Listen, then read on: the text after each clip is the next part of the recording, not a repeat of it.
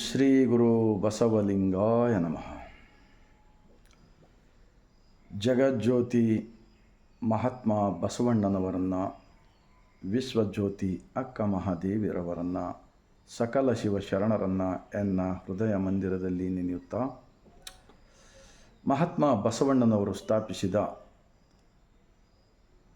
ವಿಶ್ವದ ಮೊಟ್ಟ ಮೊದಲನೇ ಅನುಭವ ಮಂಟಪ, ಅಂದರೆ विश्व मोट्ट मोदलने पार्लिमेंट,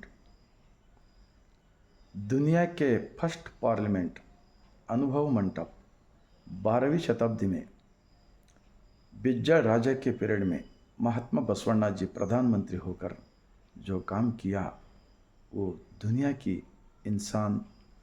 इंसानियत को एक अच्छा रास्ता दिखाने का काम किया.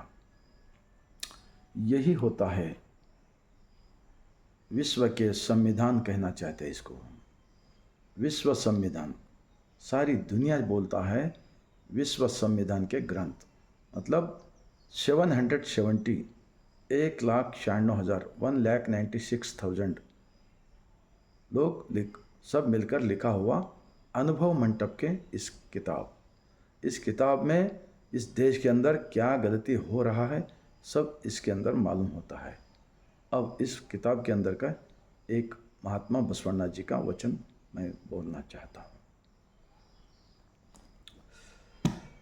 ಗೀತವ ಹಾಡಿದರೇನು, ಶಾಸ್ತ್ರ ಪುರಾಣ ಕೇಳಿದರೇನು, ವೇದ ವೇದಾಂತವನ್ನು ಓದಿದರೇನು, ಈ ಮನವೊಲಿದು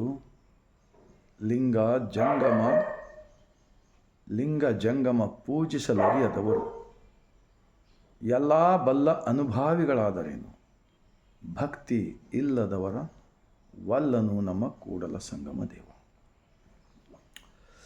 महात्मा बसवण्णा जी क्या कहते हैं,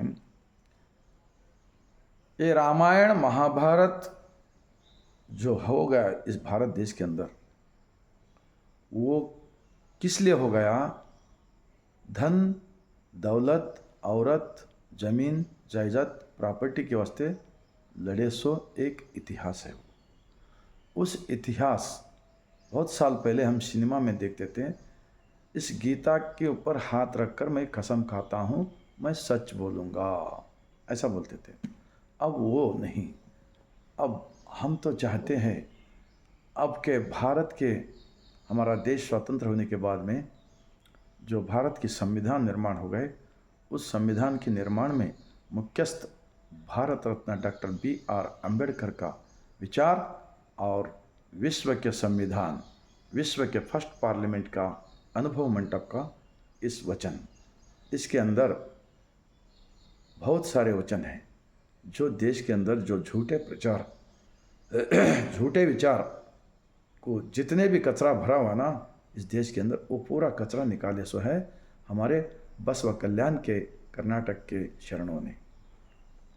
तो गीतव हाडिदरेनु, इसकी मतलब जो गीता ग्रंथ बोलते ना, वो पढ़कर लोगों को बताते हैं. उसके अंदर वो क्या है, उस विचार को हमारा बसवा कल्याण के अनुभव मंटप के 770 शरणों ने तिरस्कार किया है. इस वचन की किताब के अंदर लिखा हुआ है. ಗೀತವ ಹಾಡಿದರೇನು, ಶಾಸ್ತ್ರ ಪುರಾಣಗಳು ಕೇಳಿದರೇನು. शास्त्र पुराण वेद वो सब है ना, उसको भी शरणों ने बसव कल्याण के अनुभव मंटप के अंदर जो दुनिया का जो सृष्टि का मालिक कौन है,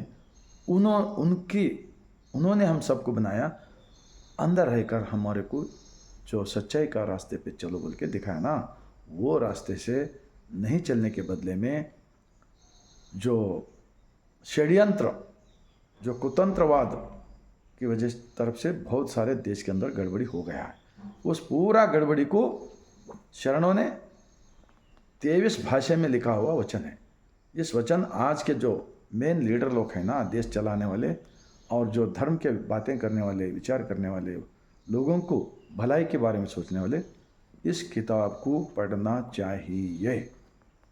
इस किताब को, क्योंकि सब काम करने वाले, मेहनत करने वाले लोग लिखे सो वचन यह है। अंदर से और बाहर से दिल साफ रख लेकर, ये शरीर ही मंदिर है समझ के अंदर आत्मा परमात्मा के साक्षी से लिखा हुआ है।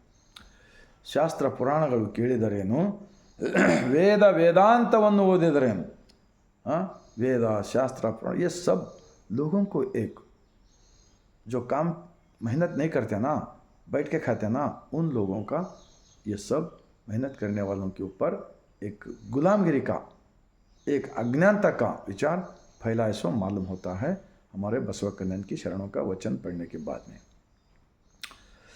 ವೇದ ವೇದಾಂತವನ್ನು ಓದಿದರೇನು, मनवलिदु लिंग जंगम पूजिसलरियदु। अंदर का जो मन है, सृष्टि का मालिक हमारे अंदर है ना, इनको इनसे सच्चाई से रहकर लिंग बोले तो सृष्टि का मालिक हमारे अंदर है। इसलिए महात्मा बसवण्णा जी तुम्हारा भगवान तुम्हारे अंदर है बोल के इष्ट लिंग दिया है। 770 1,96,000 शरणों ने छाती पे इष्ट लिंग बांधकर शरण सती लिंगपति बोलकर समझ के चले सो इतिहास है। 851 साल पहले 12वीं शताब्दी में ये मनुवादी लोग, ये कुतंत्रवादी लोग, ये षड्यंत्र करने वाले लोग, इन लोगों की वजह से इतना साल हुए तो भी पब्लिक को अच्छा प्रचार नहीं हुआ, ऐसा मालूम होता है।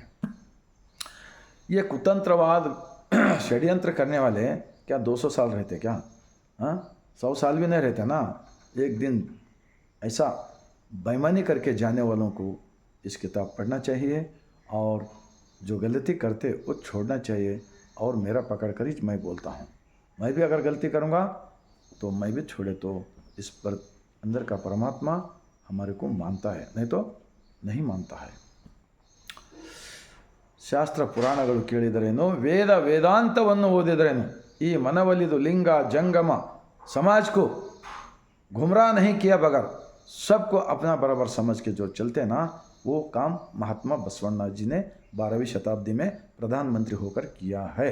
इसीलिए सरकारी सभी कार्यालयों में, हाई कोर्ट, सुप्रीम कोर्ट में इन सारे शरणों का जो कानून के साथ वकील लोगों को ये भी किताब पढ़ना चाहिए।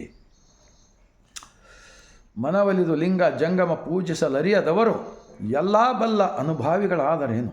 बहुत कुछ कहानी बोलते हैं लोग, बहुत बातें करते हैं, अच्छा बातें, लेकिन अंदर से क्या होता है। और एक बसवण्णा जी का वचन है, ಅವಳ ವಚನ ಬೆಲ್ಲದಂತೆ ಹೃದಯದಲ್ಲಿರುವುದು ನಂಜು ಕಂಡಯ್ಯ।